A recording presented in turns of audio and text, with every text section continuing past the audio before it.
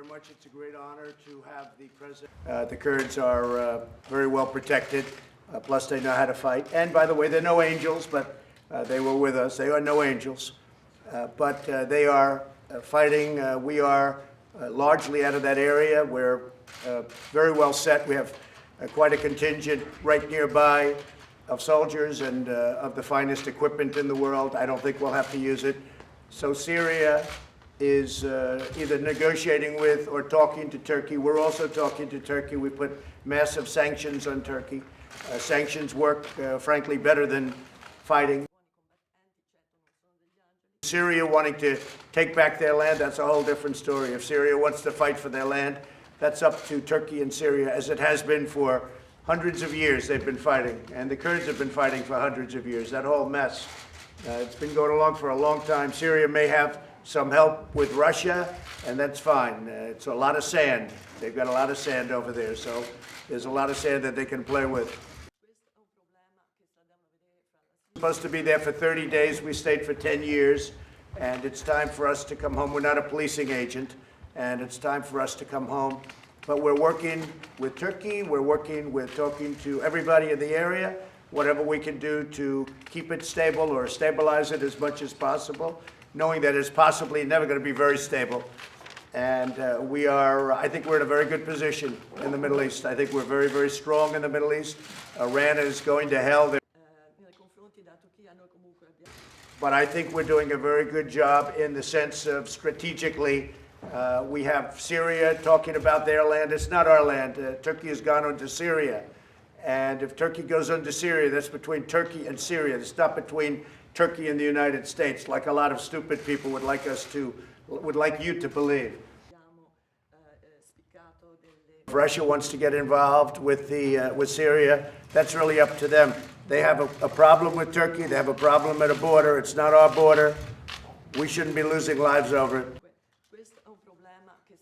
But really the plan is to get out of endless wars, to bring our soldiers back home, to not be policing agents all over the world.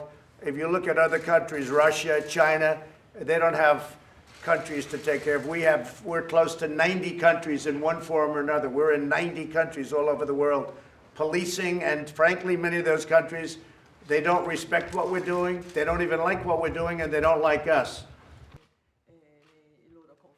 Saudi Arabia has graciously agreed to pay for the full cost of everything we're doing for them. We're sending some tremendous missiles over. We're sending some great power over to Saudi Arabia. Saudi Arabia is paying for 100% of the cost, including the cost of our soldiers. And that negotiation took a very short time, like maybe about 35 seconds. Look, John Bolton, I got along well with him. Some people didn't. Some people didn't like John Bolton. I actually got along with him pretty well. It just didn't work out. I don't know that he got along with Rudy Giuliani. Rudy Giuliani was seeking out corruption and what happens mostly in the 2016 election, because there was tremendous corruption in the 2016 election. I think even you would admit that. The election was, it was disgraceful what happened, and what happened to me and what happened to the Republicans. And that continues with Nancy Pelosi and with Schiff.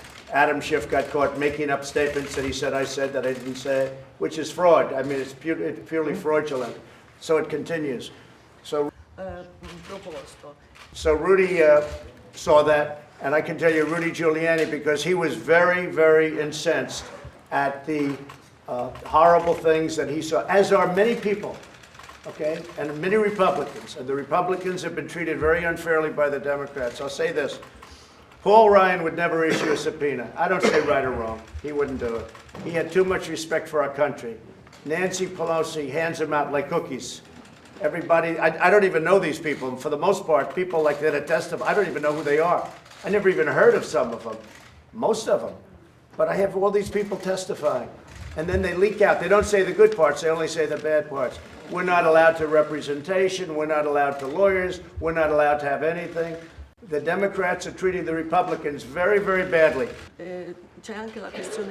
What the Democrats are doing to this nation is a disgrace. What they have done, the disrespect that they've shown to the presidency, and it'll happen to them.